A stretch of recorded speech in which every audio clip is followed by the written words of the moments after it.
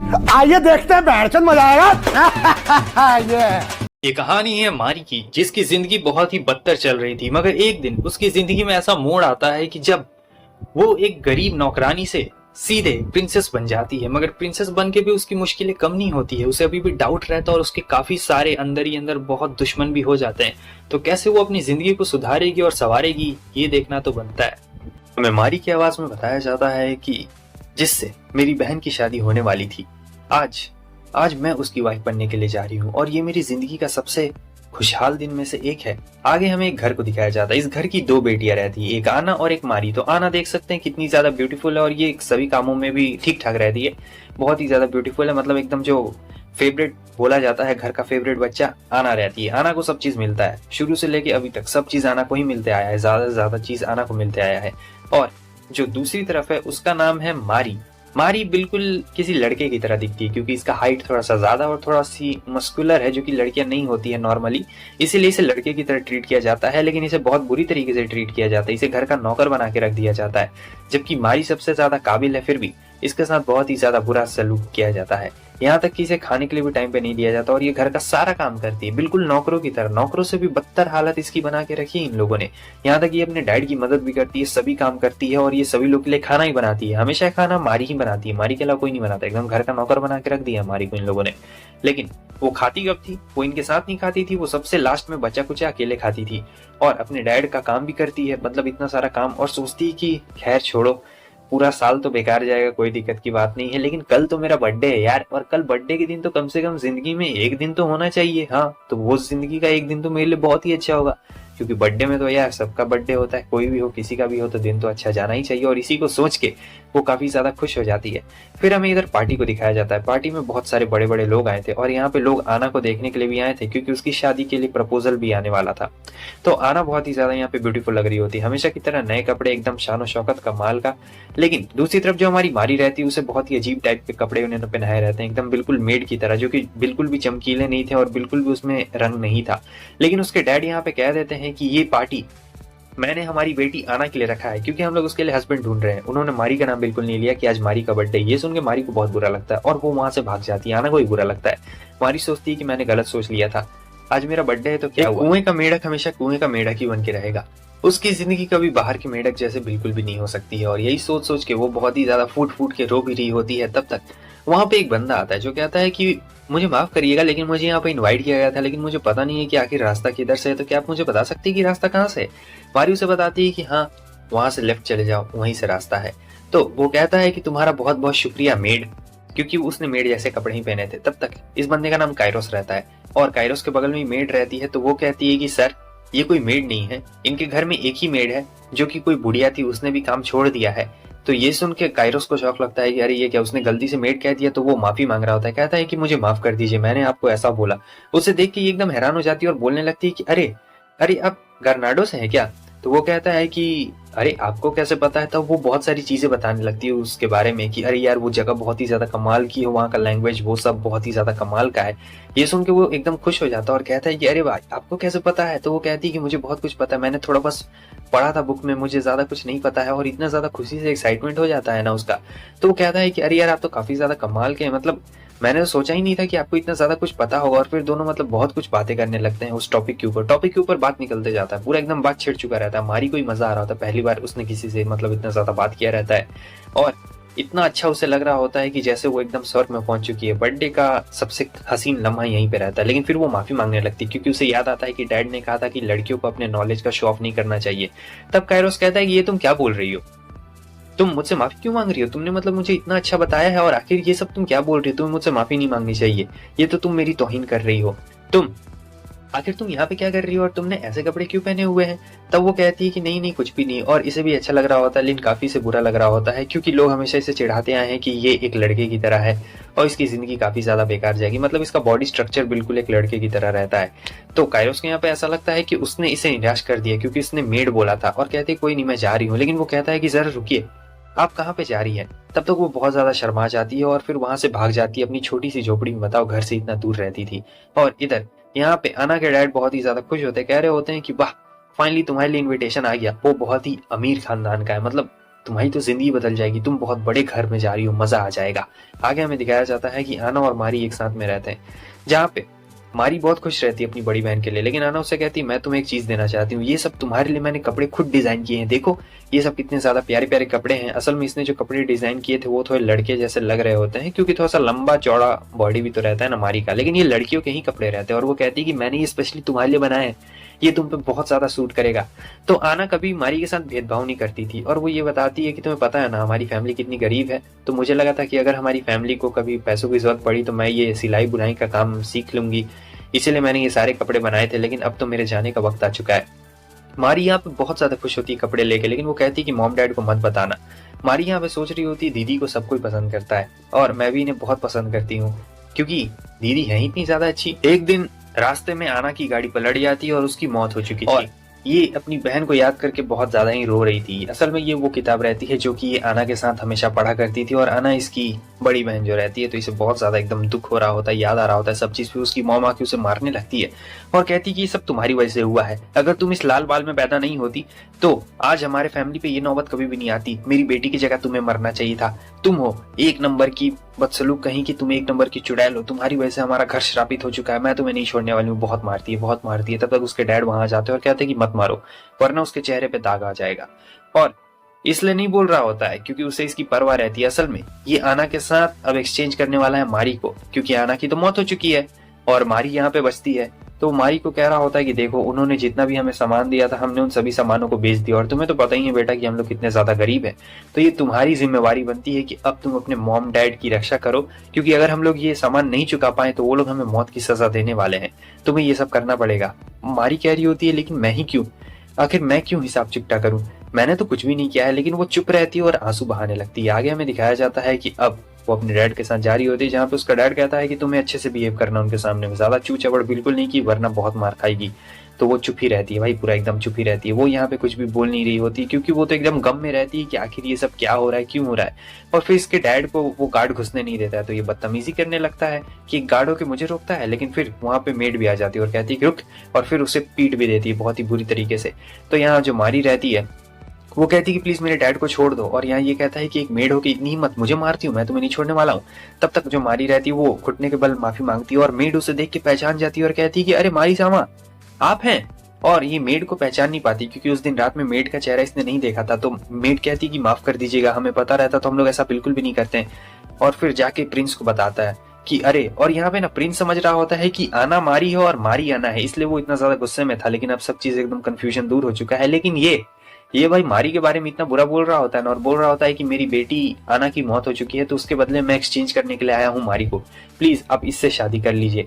और बहुत बुरा वाला बोल रहा होता है मारी के बारे में कि हाँ थोड़ी सी अजीब है। लेकिन अब प्रिंस को गुस्सा आता है तो वो एकदम चुप हो चुका रहता है। इसके गुस्से को देख के तो भाई मारी भी यहाँ पे डर चुकी रहती है, और फिर जो प्रिंस रहता है वो चला गया रहता है। मारी को बिल्कुल खबर नहीं थी कि ये प्रिंस का घर है और ये यहाँ क्यों आई है।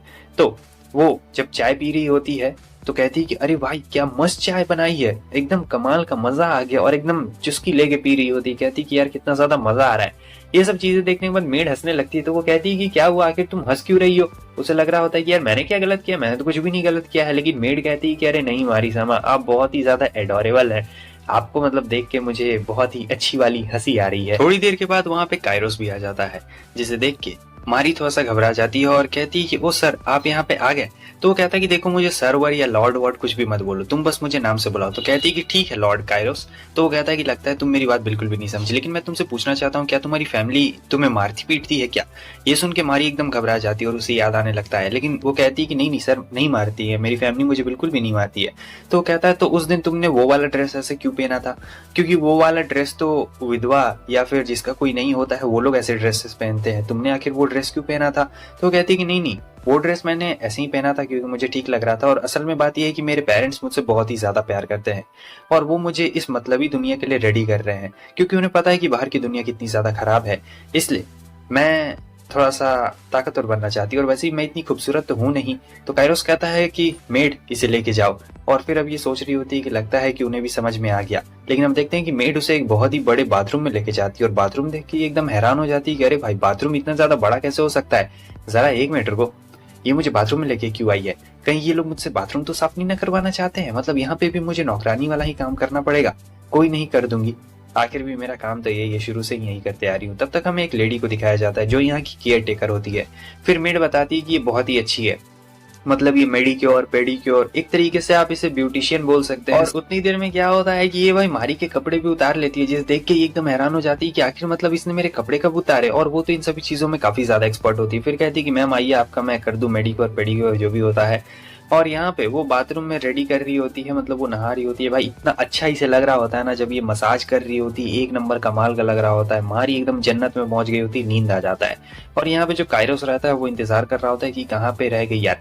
और फिर वह मारी सच के आती है, और मारी जब सच के आती है तो इतनी ज्यादा खूबसूरत यहाँ पे लग रही होती है कि उसकी तो नजरें नहीं हट रही होती है, और किसी का भी यहाँ पे नजर ही नहीं हट रहा होता है। मारी को बिल्कुल नहीं पता रहता है, और यहाँ पे उसकी मॉम आ चुकी रहती है, और वो उसे इंस्पेक्शन कर रही होती है, देख रही होती है कि आखिर मेरी होने वाली बहू कैसी है। लेकिन मारी को इसके बारे में खबर नहीं रहता है। तो कहता है मॉम बताइए आखिर ये कैसा है। तब उसकी मॉम कहती है कि हाँ ये तो तुमने बहुत ही अच्छी बहू चूज की है, मगर एक बात की कमी है, ये प्रिंसेस बनने वाली है, तो इसमें थोड़ी सी कॉन्फिडेंस की कमी, इसमें थोड़ा सा कॉन्फिडेंस होना चाहिए। तो वो कहता है अच्छा अपना आशीर्वाद दीजिए, कॉन्फिडेंस आ ही जाएगा। ये सब सुनने के बाद ये एकदम हैरान हो जाती है कि क्या, और फिर बोलती है कि अरे ये क्या बक रहे हो तुम सभी लोग। जब मैंने उसे उस दिन देखा तब मेरी दिल की धड़कन बहुत तेज हो गई, एक बैलगाड़ी से भी ज्यादा तेज हो गई। उसके वो सुनहरे लहराते हुए बाल, उसकी वो चमक, उसकी वो चाल, उसके वो जूते, और उसके चेहरे पे वो नूर, उसे देखकर मैं हो गया था एकदम बेहाल। मैं तुमसे क्या बताऊं, मैं तुमसे कुछ बोल ही नहीं सकता हूँ। लेकिन पता नहीं यार उसे क्या हो गया था, उसने मना क्यों कर दिया मुझे। तभी मेड कहते हैं कि सर मुझे लगता है कि उस दिन वाली बात से शायद ऐसा हो गया होगा। कायरोस कहता है कि अरे मुझे क्या पता था कि उस दिन उसका बर्थडे है, अगर मुझे पता रहता कि उसका बर्थडे है तब मैं ऐसी बातें बिल्कुल भी नहीं बोलता। लेकिन उस दिन बस गलत फहमी हो गई थी, वो सब तो बस ऐसे चलते रहता है। लेकिन मैं उसे बहुत ज्यादा पसंद करता हूँ।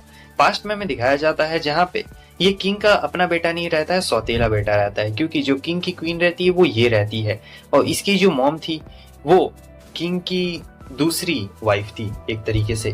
तो इसकी मॉम एक डांसर रहती है, और डांसर रहती है, किंग को पसंद आ जाती है। फिर उसके बाद जो हो जाता है और कायरोस पैदा हो जाता है।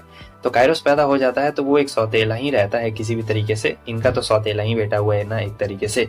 तो ये ज्यादा कायरोस को पसंद नहीं करती थी, मगर वो देखती है कि ये रो रहा होता है यहाँ पे गिर के, तो वो उसे कुकी देती है खाने के लिए। तो कहती है कि क्या तुम्हें कुकी पसंद है, क्योंकि वो कुकी बहुत ही अच्छे तरीके से खा रहा होता है। तो कहता है कि हाँ मुझे कुकी चेक सब चीज पसंद है, केक वेक सब पसंद है, मुझे बहुत ज्यादा अच्छा लगता है। तो कहती है कि अच्छा तो तुम्हें भी ये सब स्वीट वाली थिंग्स बहुत ज्यादा अच्छी लगती है। कोई बात नहीं कोई बात नहीं, मुझे भी पता है, मुझे भी इन्हें बनाने में बहुत ज्यादा मजा आता है। जब मैं इन्हें बनाती हूँ ना तो मैं अपना सारा गुस्सा भूल जाती हूँ, मुझे काफी अच्छा लगता है बनाने में। आगे हमें किंग को दिखाया जाता है। किंग बताते हैं कि मेरी पहली वाइफ से मुझे 2 बेटियां हैं, तो 2 बेटियां तो राजपाट नहीं संभाल सकती है, ये उस समय का रिवाज रहता है। तो तुम मेरे बेटे हो, मतलब दूसरी रानी से तुम मेरे बेटे हो, तो जो भी राजपाट होगा मैं वो तुम्हें ही देने वाला हूँ। तो सारा राजपाट कायरोस के नाम पे आ जाएगा। लेकिन उसे ये नहीं पता रहता है कि उसकी जो पहली क्वीन है वो ये सारी बातें सुन रही होती है, और वो कायरोस को देख रही होती है। कायरोस उसे देख के बहुत ज्यादा डर चुका रहता है, क्योंकि वो नहीं चाहती थी, क्योंकि ये सौतेला बेटा रहता है, कितना भी रहता है दूसरा का रहता है, अपना नहीं रहता है। तो उससे काफी गुस्से में देखती है, ये बहुत ज्यादा डर जाता है। फिर एक दिन हमें ये पता लगता है कि क्वीन की मौत हो चुकी थी। असल में उन्होंने जो कुकी बनाई थी वो खुद ही खा ली थी, और उस कुकी में जहर रहता है। ये देख के एकदम कायरोस को बहुत ज्यादा बुरा लगता है, और वो एकदम अंदर से हिल गया था। फिर उसने किसी भी तरीके से राजगद्दी संभालने का फैसला किया, क्योंकि उसे ही करना था, कोई और था नहीं। तो उसने बहुत मेहनत से यहाँ पे राजपाट संभाला, जो कुछ भी सीखना चाहिए था वो सभी चीजें सीखी उसने पूरा अच्छा से। इसने महल को एकदम बढ़िया कर दिया, और फिर यहाँ पे अब ये एकदम स्टेबल हो चुका था। लेकिन ये सोचता है कि मैं कभी भी रॉयल फैमिली में शादी नहीं करूंगा। शादी तो क्या भाई, मैं कभी भी शादी ही नहीं करने वाला हूँ, बिल्कुल नहीं। तो एक दिन इसका दोस्त आता है, ये लोग किसी पार्टी में रहते हैं। तो उसका दोस्त कहता है कि मुझे एक इनविटेशन आया है, लेकिन मेरी तो वाइफ है तो मैं नहीं जा सकता हूँ। असल में एक बंदा है, उसने सभी राजघराने के लोगों को अपने घर पार्टी में इन्वाइट किया। हो सकता है कि वो अपनी बेटी की शादी करवाना चाहते हैं, क्योंकि उसका बर्थडे है, तो इसी के लिए वो सभी को गैदर कर रहे हैं। असल में बर्थडे तो मारिया का रहता है, लेकिन तुम लोग समझ रहे हो ना, गलत फहमी हो जाता है वहां पे, क्योंकि ये दूसरा समझ लेगा, ये मारिया को आना और आना को मारिया समझ लेगा बाद में, इसीलिए यहाँ पे कंफ्यूजन हो जाता है। कुछ लड़कियां इसके लिए कुकीज लेके आती है, तो वो कुकीज लेके तो आती है, मगर इसे कुकीज से काफी डर लगता है, क्योंकि कुकीज के साथ इसका पास्ट कुछ ज्यादा ही बुरा चल गया था, तो वो खाता बिल्कुल भी नहीं है। लेकिन इसका दोस्त कहता है कि देखा लड़कियां तुम्हें कितना ज्यादा पसंद करती है, सभी लोग तुम्हें चाहते हैं, और दोस्त तुम कब तक कुंवारे रहोगे। तुम्हें आज नहीं तो कल शादी करनी ही पड़ेगी, देखो लड़कियां लाइन लगा के बैठी हुई हैं। तब बोलता है कि वो लोग मुझसे नहीं, मेरे पैसों से प्यार करती है, मेरी दौलत से प्यार करती है, वो लोग मुझे नहीं चाहती है। तब उसका दोस्त कहता है कि देखो जिंदगी में कुछ कुछ चीजें ऐसी होती है जो हमें जानबूझ के एक्सेप्ट करनी पड़ती है, लेकिन तुम कुंवारे भी तो नहीं रह सकते हो। ये कहने के बाद वो तो चला गया रहता है और ये सोचता है कि चलो एक बार ट्राई किया जाए। फिर ये मिलता है मारिया से, और मारिया से मिलने के बाद इसके दिल की धड़कन तेज हो जाती है बहुत बार। और फिर वो जाता है और उसके फादर से कहता है कि मैं अपनी बेटी से प्यार करना चाहता हूँ, आज उसका बर्थडे है ना, तो मैं उससे शादी करना चाहता हूँ। लेकिन वो आना, ठीक है, ये तो मारिया के बारे में बात कर रहा होता है, लेकिन आना उसके पेरेंट्स समझ रहे होते हैं कि आना को बोल रहा है, तो वो हाँ बोल देते। दोनों में यहाँ पे यही कंफ्यूजन हो गया रहता है, ठीक है। वो मारिया को ढूंढने के लिए जाता है मगर मारिया तो उसे मिलती नहीं है। फिर वो मारिया को लेटर भी भेजता है, तो वो लोग समझ रहे होते हैं कि आना को वो बोल रहा है, तो वो लोग मैरिज को एक्सेप्ट भी कर लेते हैं। और फिर भाई बहुत ज्यादा खुश होता है, इसने तो अपनी वाइफ के नाम पे एक तकिया भी बना लिया था, उसे ही पकड़ के सोता था कि जब तक वाइफ नहीं आने वाली है तब तक तकिया ही पकड़ के सोऊंगा। और मस्त एकदम जिंदगी बहुत अच्छी चल रही थी। फिर पता लगता है कि एक्सीडेंट हो गया। असल में एक्सीडेंट तो आना का हुआ था, मगर इसे क्या पता था कि वो मारिया है जिससे ये पसंद करता था, आना नहीं। फिर ये मारिया से मिला, सही में जो प्रेजेंट वाला सीन है वहां पे हमें बताया जाता है कि ये मारिया से मिला। मेड बताती है कि शायद आपने उस दिन कुछ गड़बड़ कर दी, इसीलिए उसने आपको रिजेक्ट कर दिया, क्योंकि आपको उसे डायरेक्टली प्रपोज नहीं करना चाहिए था। ऐसे कौन प्रपोज करता है, वो अभी अभी तो आई थी, आप गधे कहीं के, आपको ऐसे प्रपोज नहीं करना चाहिए था। वो कहता है ऐसा तो मत बोलो। मेड कहती है लेकिन मुझे तो बोलना पड़ेगा ना, क्योंकि मैं तो आपकी अच्छी दोस्त हूं ना। चलिए अब जाकर उन्हें थोड़ा मनाइए। देखो मैं पहले कैसी थी, एक लावारिस सी लड़की जो कि फटे पुराने कपड़े पहनती थी, उसके हाथ में बस एक किताब रहती थी, जो अपने दीदी को याद किया करके रोया करती थी और बस अपना काम किया करती थी। लेकिन आज देखो मैं कौन हूँ और मैं कितनी सारा डिफरेंट लग रही हूँ। तब तक प्रिंस आ जाता है, तो वो प्रिंस से माफी मांगती, कहती कि मुझे माफ कर दीजिएगा, मैंने आपको उस वक्त ऐसा बोला था, इसके लिए आप मुझे माफ कर दीजिएगा, मेरा उस वक्त बिल्कुल भी ध्यान नहीं था। मगर प्रिंस उससे कहता है कि अरे तुम ये सब बातों की टेंशन क्यों ले रही हो, मैंने तुमसे कुछ थोड़ा ना बोला, मुझे लगा कि तुम मुझसे नाराज हो इसलिए ऐसा कर रही हो, प्लीज मुझे माफ कर दो, चलो सर ऊपर उठाओ। जब वो सर ऊपर उठाती है तो भाई इसका एकदम चेहरा लाल हो जाता है। और फिर मेड कहती है कि अरे काम की बात करो। तो फिर प्रिंस काम की बात करने के लिए आता है और कहता है कि तुम अगर मुझसे नाराज हो तो मुझे माफ कर देना। लेकिन वो कहती नहीं, मैं शादी करना चाहती हूँ। ये सुन के एकदम दोनों हैरान हो जाते हैं कि क्या शादी करना चाहती, तो कहती कि हाँ उस वक्त मैंने मतलब ऐसे मैं शॉक हो गई थी बहुत ज्यादा, इसलिए मैंने बोल दिया था कि मैं नहीं करूंगी, लेकिन मैं करना चाहती हूँ। मुझे पता है कि आपके आगे पीछे बहुत सारी लड़कियां घूमती है, आप बहुत ज्यादा फेमस हैं, आप प्रिंस भी हैं, आपके पास बहुत ज्यादा पैसा, और उस दिन आप एक गरीब परिवार के बेटी के पास में आए थे, मतलब बर्थडे पार्टी में आए थे, आपने मेरी दीदी को पसंद किया था, मगर फिर मेरी दीदी की डेथ हो गई, इसलिए आपको मुझे पसंद करना पड़ रहा है। मुझे इसके लिए एकदम बुरा लग रहा है, मुझे इसके लिए माफ़ कर दीजिए। आप मुझे जैसे भी रखना चाहेंगे मैं वैसे रह लूँगी, आप मुझे कुछ भी खाने को दे देंगे मैं वैसा खा लूँगी, कुछ भी पहनने को देंगे मैं वैसा पहन लूँगी। मगर प्रिंस उसे समझा रहा होता है कि अरे नहीं बेवकूफ़, ऐसी कोई भी बात नहीं है, मैं तुम्हें ही पसंद करने के लिए आया था, वो तो बस मुझे कन्फ्यूजन हो गई थी तुम में और आना में। लेकिन मारी यहाँ पे समझने को बिल्कुल भी रेडी नहीं होती, सोच रही होती कि प्रिंस मेरे ऊपर दया कर रहा है और कुछ भी नहीं। तब मेड कहती कि चलिए चलिए अब खाने का वक्त हो चुका है, उसके बाद सारी बातें होंगी, और इसका पेट भी गुड़ गुड़ करने लगता है तो शर्मा जाती है। फिर जब ये लोग खाना खा रहे होते हैं तो एकदम टेस्टी खाना रहता है, मारी को मजा आ जाता है, पहली बार इसने इतना टेस्टी खाना खाया हुआ रहता है। तो प्रिंस उसे कहता है कि देखो मैं तुम्हें सच सच बताना चाहता हूँ, मैं तुम्हें ही पसंद करता हूँ। वो उस दिन कन्फ्यूजन हो गया था मुझे तुम्हारे और आना के नाम के बीच में, इसलिए वो सारी चीजें हुई। लेकिन अभी भी मारी को लग रहा होता है कि हाँ ये तो बस मजाक कर रहे हैं, ऐसा कुछ भी नहीं है, क्योंकि मेरी दीदी मुझसे बहुत ज्यादा सुंदर थी और मैं इतनी ज्यादा बदसूरत हूँ, आखिर ये मुझे पसंद क्यों करने वाला है। और प्रिंस कह रहा होता है कि अरे आखिर तुम क्या सोचने लग गई हो। लेकिन यहाँ पे ये सोच रही होती कहीं ऐसा तो नहीं ना कि ये मुझसे शादी करके मुझे नौकरानी बना के दूसरी रानी रख लेगा। खैर छोड़ो, मेरी जिंदगी तो ऐसे ही बेकारी चल रही थी, मुझे कौन सा। लेकिन ये आई लव यू बोल देता है उसके मुंह के सामने और ये एकदम पूरा शर्मा जाती है, एकदम चेहरा पूरा लाल हो चुका रहता है और कुछ समझ में नहीं आ रहा होता है कि क्या बोले क्या ना बोले। और फिर कहता है कि क्या हुआ, तुम अभी भी सोच रही हो, ठीक है तुम आराम से सोचो, कोई दिक्कत वाली बात नहीं है। लेकिन वो कहती है कि मैं एक बार अपने घर जाना चाहती हूँ, क्योंकि मेरे पापा को नहीं पता है कि आप मुझसे शादी करने वाले हैं। प्रिंस कहता है ये तुम क्या बोल रही हो। तब बताती है कि हाँ मेरे पापा तो बस मुझे यहाँ पे इसलिए लाए थे क्योंकि उन्होंने बोला था कि बस प्रिंस के साथ एक रात बिता लो और फिर काम हो जाएगा, उसके बाद तुम वापस आ सकती हो।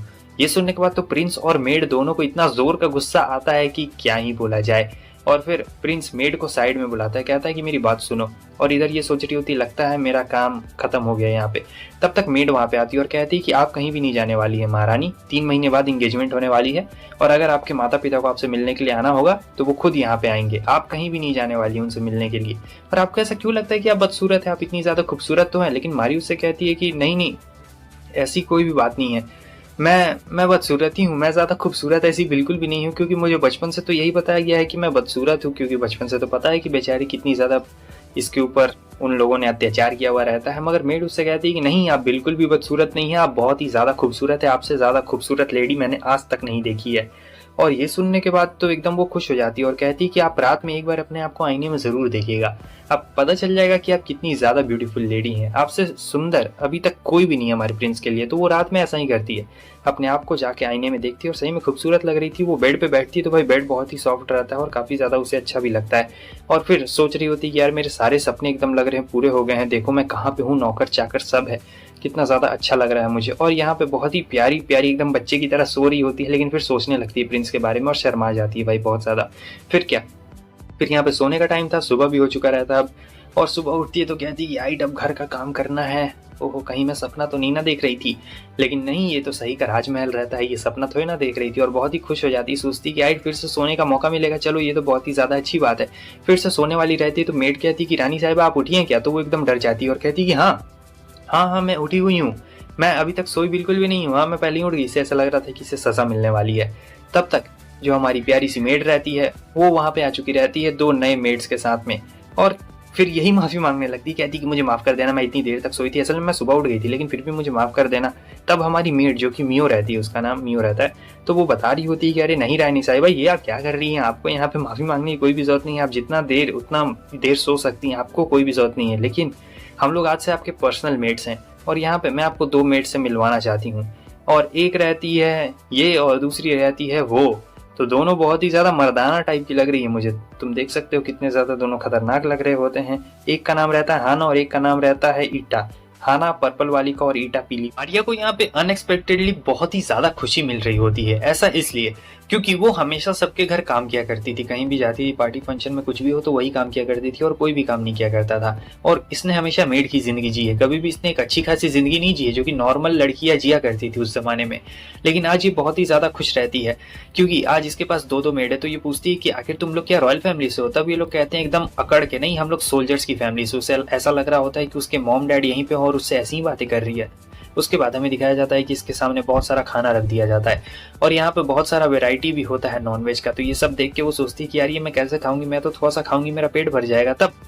तब वो मियाँ से कहती है कि अरे तुम एक काम क्यों नहीं करती हो, कि तुम मेरे साथ खाना क्यों नहीं खाती हो? लेकिन वो कहती है कि नहीं मैं नहीं खा सकती हूँ, और यहाँ पे बताने लगती है कि कौन कौन जानवर का बना हुआ है, क्या क्या डिश बना हुआ है, बहुत ही ज़्यादा टेस्टी है।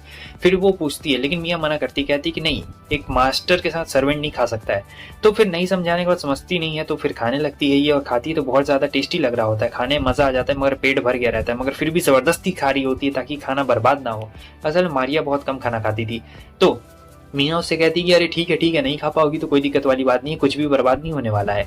आगे हम देखते हैं कि वो उसे लेके गई रहती है ड्रेस वाला रूम में, और इनका ड्रेस वाला रूम नहीं भाई, ये बहुत ही ज्यादा खतरनाक रूम रहता है। और वो कहती है कि आप प्रिंसेस है तो आपको सारा राजमहल जानना परखना चाहिए, सबसे आपको मिलना चाहिए और आपको अच्छे अच्छे कपड़े ही पहनने चाहिए, क्योंकि एक होने वाली महारानी ऐसे कपड़ों में तो नहीं ना रहने वाली है, अच्छे कपड़ों में रहने वाली है। तो एकदम अच्छे कपड़े उसके लिए चूज किए जाते हैं, और ये येलो वाला आउटफिट एक नंबर कमाल का लग रहा होता है। उसके बाद वो उसे राजमहल घुमाती है और फिर एक बता रही होती है कि ये तो हमारा नॉर्मल राजमहल हो गया, और वहाँ एक दूर तरफ भी है लेकिन उसमें सिर्फ वेडिंग होता है, वो एकदम वेडिंग हॉल टाइप का बनाया गया है और वहाँ पर गेस्ट वेस्ट का रहने का है, यहाँ पे गेस्ट नहीं रहते। ये अपना राजमहल है और ये है वेडिंग वाला, कितना ज़्यादा खूबसूरत है, और इसे किसी और ने नहीं बल्कि काइरोस की मॉम ने डिज़ाइन किया हुआ रहता है।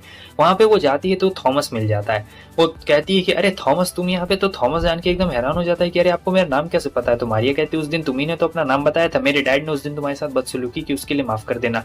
थॉमस कहता है नहीं कोई बात नहीं। फिर वो कहती तुम्हारा नाम थॉमस इसलिए पड़ा ना क्योंकि ये ग्रीनलैंड का ऐसे ऐसे करके। तो वो काफ़ी खुश हो जाता है और कहता है कि वाह आपको तो बहुत ज़्यादा नॉलेज है माई लेडी, आपको कैसे पता है? तो यहाँ पे वो बहुत ही ज़्यादा खुश हो जाता है और कुछ ज़्यादा ही चिपक रहा होता है। तब तक मियाँ आ जाती है और कहती है कि तुम हमारे मास्टर की लेडी के साथ चिपक नहीं सकते हो गधे कहीं के।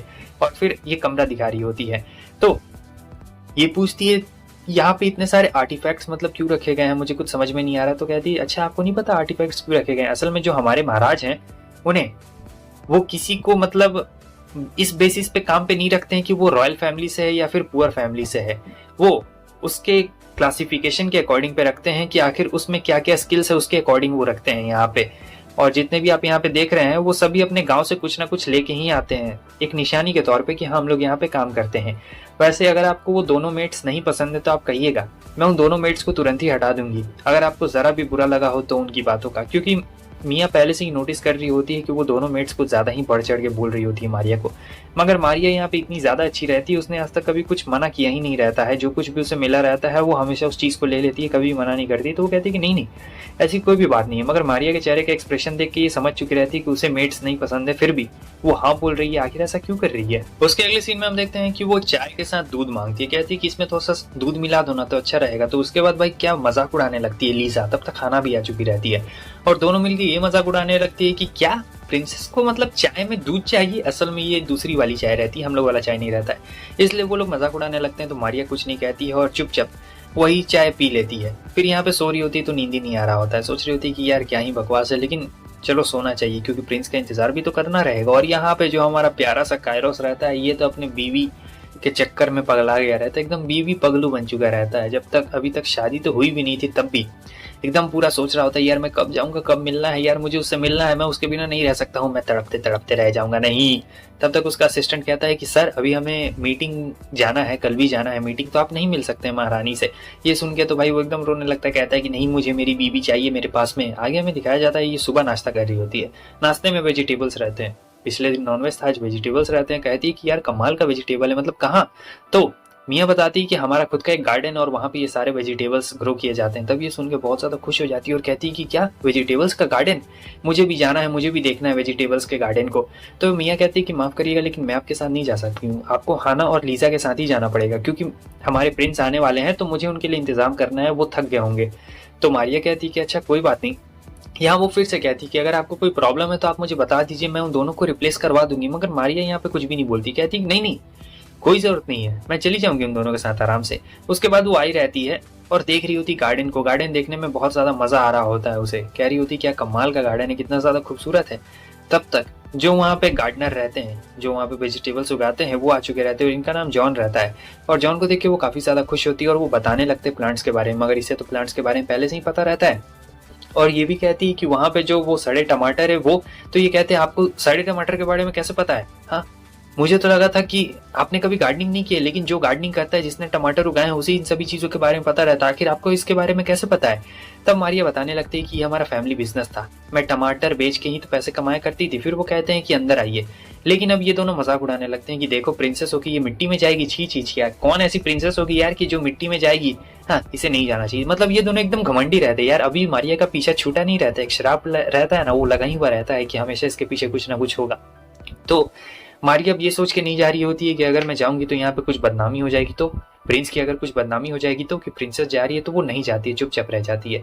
उसके बाद हम देखते हैं कि रात में इसे नींद ही नहीं आ रही थी, बहुत ही ज्यादा बेचैन हो रही होती है, तो चली जाती है यहाँ पे किचन में।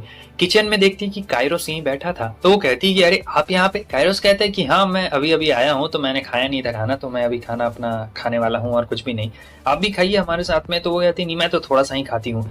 तो यहाँ पे इन दोनों की बातें चलने लगती है, जहाँ पे वो उसकी तारीफ कर रहा होता है, मगर मारिया तो यहाँ पे शर्म के मारे एकदम लाल पीली हो चुकी रहती है, उसे कुछ समझ ही नहीं आ रहा होता है कि अरे यार मैं इसके सामने क्या बोलूँ, इतना ज्यादा वो शर्मा गई रहती है। और यहाँ पे शेफ को बहुत ही बुरा लगता है क्योंकि वो हमेशा सुबह मारिया के लिए टेस्टी खाना बनाता था, मगर मारिया पूरा खाती नहीं थी, वो थोड़ा सा खाती थी और छोड़ देती थी। तो इसे ऐसा लग रहा होता है कि इसकी जो मैडम है वो इसका खाना बिल्कुल भी पसंद नहीं करती है। तो यहाँ पे वो प्रिंस के लिए चिकन सूप लेके आया हुआ रहता है, मारिया को देखने में पसंद आता है, तो वो मारिया को भी दे देता है, मगर गुस्से में रहता है। और फिर वो पीती है तो उसे काफी ज्यादा टेस्टी लगता है, कहती है कि ये कमाल का है। मगर जो हमारा शेफ रहता है वो एक्टिंग करने लगता है और कहता है कि मैं आपके लिए सुबह सुबह हमेशा खाना बनाता हूँ, लेकिन आपको वो कभी पसंद नहीं आता है, आपने ये बिल्कुल भी ठीक नहीं किया, आप हमेशा खाना छोड़ देती है। मारिया कहती है कि अरे नहीं ऐसी बात बिल्कुल भी नहीं है, वो मेरा पेट भर जाता है ना, मैं बस थोड़ा सा खाती हूँ इसलिए ऐसा होता है, तुम बुरा क्यों मान रहे हो? लेकिन वो रोने लगता है, कहता है कि नहीं बहुत ज्यादा बुरा लग रहा है। तब ये कहता है कि अरे क्या हुआ, क्या मैडम ने तुम लोग को अपनी पसंद अभी तक बिल्कुल बताई नहीं क्या? तुम मियाँ कहती है कि नहीं नहीं उन्होंने तो कुछ भी नहीं बताया कि उन्हें पहनने में क्या पसंद है, उन्हें खाने में क्या पसंद है। लेकिन मारिया कह रही होती है कि अरे नहीं तुम लोग जो भी मुझे दोगे मुझे वो सभी चीजें पसंद है। लेकिन यहाँ पे मियाँ बहुत ही अजीब सा गंदा मुंह बना के बोल रही होती है और कायरोस भी कहता है अच्छा तो इसने अभी तक कुछ नहीं बताया, कोई बात नहीं। और यहाँ पे ये कुछ स्वीट खाने के लिए लाता है और साथ में खाता है और फिर चला जाता है। तो अब यहाँ पे ये दोनों अकेले बैठे हुए रहते हैं और दोनों के बीच में कुछ गुल्लू शुल्लू बातें भी तो यहाँ पे होने वाली है। काफी देर के बाद दोनों को एक अकेला मौका मिला हुआ रहता है यहाँ पे बात करने का। तो यहाँ पे वो क्या बोलती, तो ये तो भाई पूरा एकदम उस पे लाइन मार रहा होता है खतरनाक तरीके से, हाइट कैसी हो, मस्त लग रही हो, एक नंबर कमाल की। लेकिन वो एकदम चुप रहती है, कुछ यहाँ पे बोल ही नहीं पा रही होती, इतना ज्यादा मतलब शर्मीली टाइप की वो लड़की रहती है। और सोच रही होती कि यार मेरी जिंदगी कहाँ से कहाँ पे आ गई, मतलब मेरी जिंदगी सही में बहुत बेकार थी और देखो मैं कहाँ पे आ गई। तब तक मेड आ जाती है और कहती कि ये लीजिए चाय आ गया। तो इनका चाय बनाने का सिस्टम ना थोड़ा सा अलग रहता है। तो इनके चाय के ऊपर पॉट रहता है, तो नीचे में फ्लेम रहता है और बीच में यहाँ पे पानी और ऊपर चाय पत्ती रहती है। तो सबसे पहले क्या होगा ना, पानी के जरिए चाय पत्ती गर्म होगा। तो जब चाय पत्ती पूरा गर्म हो जाता है ना, तो उसके बाद पानी में चाय पत्ती डाला जाता है ग्लास में रख के, तब इनके लिए एक स्पेशल चाय तैयार होती है। उस वक्त बनाने का मेथड यही रहता है और ये बात वो उसे बताता है मारिया को। तो मारिया कहती है वाह कमाल का बात है, ये तो काफी ज्यादा। लेकिन जब तक चाय बन रही तब तक तो बोर हो रहे हैं ना। अच्छा तब तक आप मुझे अपने बारे में कुछ बताती क्यों नहीं है कि आपके बारे में कुछ स्पेशल बात है। अब मारिया सोच रही होती है यार मेरे बारे में तो कुछ स्पेशल बात है। तो मारिया बस शर्मा रही होती है। वो कहता है अगर आपको मेट्स पसंद नहीं है तो मैं मेट्स को हटवा दूंगा। वैसे उन मेट्स को मेरे दोस्त ने रिकमेंड किया है। तो वो कहती है कि नहीं वो लोग ठीक है क्योंकि मैंने कभी मना नहीं किया है। और फिर कहती है कि क्या हम लोग वर्ड वाला गेम खेलें, वही वर्ड वाला गेम की एक वर्ड कुछ बोलना है और फिर जहां से वर्ड खत्म होगा वहां से दूसरा वर्ड बोलना है। तो सोचती मैंने कुछ गलत बोल दिया क्या, मगर वो कहता है कि नहीं चलिए खेलते हैं और वो काफी ज्यादा खुश हो जाती है। तो यहाँ पे ये लोग वही वर्ड वाला गेम खेल रहे होते हैं और वर्ड वाले गेम में बहुत सारा वैसा वैसा भी आ रहा होता है और एक बार किस का भी आ जाता है। तो कहता है ये अच्छा किस के बारे में बात कर रही हो, तो वो पूरा एकदम शर्मा जाती है, कहती कि नहीं ऐसा कुछ भी बात नहीं। गुल्लू के बीच में मेड आ चुकी थी और कहती कि आप दोनों का हो गया क्या। लेकिन तब वो लोग देखते हैं कि चाय तो यहाँ पे पूरी तरीके से जल चुकी रहती है, चाय पत्ती बहुत ही गंदा वाला एकदम जल गया रहता। अब तो चाय का टेस्ट एकदम कड़वा आने वाला था। लेकिन क्या करे, जो हमारी मियाँ रहती है वो उन दोनों को वही चाय पीने को कहती है और फिर पिला भी देती है। और ये चाय पीने के बाद तो दोनों को अकल ठिकाने आ जाती है। तो दोनों मांगते हैं कि कुछ मीठा है क्या। लेकिन फिर वो एकदम स्टाइलिश अंदाज में इन दोनों से कह रही होती है कि हाँ मीठा है ना, लेकिन मुझे लगता है कि आपको उस मीठे की जरूरत बिल्कुल भी नहीं पड़ेगी क्योंकि आप दोनों तो पहले से ही कुछ ज्यादा ही मीठे हैं। और जब ये दोनों सुनते हैं तब दोनों को पता नहीं क्या हो जाता है, प्यार में पागल हो चुके रहते हैं। मारी को नींद नहीं आ रही थी क्योंकि उन दोनों मेट्स ने इसे कह दिया था कि तुम बस अपनी मरी हुई बहन का एक रिप्लेसमेंट हो और कुछ भी नहीं। तो ये सोच सोच के उसे बिल्कुल भी नींद नहीं आ रही होती और वो फिर से यही चीज सोचने लगती है कि शायद वो दोनों बिल्कुल सही कह रही है, मैं तो बस आना की रिप्लेसमेंट हूँ और कुछ भी नहीं, शायद प्रिंस मुझसे बिल्कुल भी प्यार नहीं करते हैं। और ये ऐसी चीजें सोच के इसे बिल्कुल भी नींद नहीं आ रही होती है और सोच रही होती है कि यार बस ये मेरा एक बुरा सपना है और ये सपना जल्दी टूटने वाला है, मुझे पता है अच्छी तरीके से। लेकिन इधर तो प्रिंस को नींद ही नहीं आ रहा होता है, कह रहा होता है कि मुझे मेरी बीवी चाहिए, होने वाली बीवी दे दो। मारिया कहती है कि आप यहाँ पे मतलब आए हैं इतने दिनों के बाद, 4 दिन बाद आए हैं, आपको आराम करना चाहिए। तो प्रिंस कहता है कि हाँ यार लेकिन देखो ना 4 दिन में वो कितनी ज्यादा सुंदर हो गई है। तो मियाँ कहती है कि हाँ वो 4 दिन में काफी ज्यादा खूबसूरत तो हो गई है, लेकिन अभी भी वो अपने आप को नीचे घराने की समझती है। मुझे समझ में नहीं आ रहा कि आखिर वो क्या सोचती है। तब प्रिंस बताता है कि हाँ तुम ये बात बिल्कुल सही कह रही हो, मुझे भी ऐसा ही लगता है कि वो अपने आप को कम समझ रही है, लेकिन यार वो है बहुत ही ज्यादा अच्छी। और फिर मियाँ कहती है कि बिल्कुल मेरी तरह उसके हालात हैं, जैसा कि आपकी मॉम मुझे उठा के लेके आई और मुझे भी हमेशा लगता है कि पता नहीं कब मैं अनाथ हो जाऊंगी, कब मैं अनाथ हो जाऊंगी। इसी प्रकार उन्हें भी ऐसा ही लगता होगा कि कब वो अनाथ हो जाएगी। उन्हें बस ऐसा लग रहा है कि ये सब बस एक सपने की तरह है उनके लिए और कभी भी ये सपना उनका टूट सकता है, इसीलिए वो इतनी ज्यादा डरती है। असल में मियाँ को इसकी मॉम उठा के लेके आई थी कायरोस की, लेकिन कायरोस मियाँ को अपनी बहन की तरह समझता है और इसकी जो मॉम है वो उसे अपनी बेटी की तरह मानते हैं। ये मेड अपनी मर्जी से बनी है, किसी ने इसे फोर्स बिल्कुल भी नहीं किया है। लेकिन ये तो शुक्रिया कह रही होती, कहती कि अगर आपकी मॉम नहीं रहती तो पता नहीं आज मैं कहाँ होती, आज तो मैं कहीं की भी नहीं रहती। फिर कायरोस बोलता है कि देखो मियाँ मैं तुम्हें भी बता देता हूँ और ये बात मैं मारी के लिए भी कह रहा हूँ, तुम दोनों जैसा समझती हो ना कि तुम्हारा ये सपना और ये सपना कभी भी टूट जाएगा, ऐसा कभी भी नहीं होने वाला है। तुम मेरी बहन जैसी हो, मेरी मॉम के लिए उनकी बेटी जैसी हो, और जो मारी है उसके साथ भी मैं कभी बुरा नहीं होने दूंगा। मैं हमेशा उसके लिए अच्छा चाहता हूँ क्योंकि उसने बहुत सारे गम सहे हैं अपनी जिंदगी में और मैं बिल्कुल भी नहीं चाहता हूँ कि उसे बिल्कुल भी गम का अंदाजा हो। तो वो कहती कि अब आपको सो जाना चाहिए और मुझे मेरे प्लान पे भी तो काम करना है। तो वो कहता है कैसा प्लान, लेकिन वो कहती कि पहले आप सो जाइए, मुझे कुछ लोगों से मिस मारी को छुटकारा जो दिलाना है और वैसे भी आप थक गए हैं, आपको फिर से कल जाना है। तो कहता है कि यार मुझे नहीं सोना है, मैं तो अपनी ब्यूटीफुल वाइफ के साथ अपने पल्लू में रहना चाहता हूँ। तो वो कहती है कि चल चुपचाप सो जा, ज्यादा एक्टिंग मत कर। फिर सो जाता है। आगे हम देखते हैं कि आज सुबह इसने सारा खाना फिनिश एकदम कर दिया रहता है।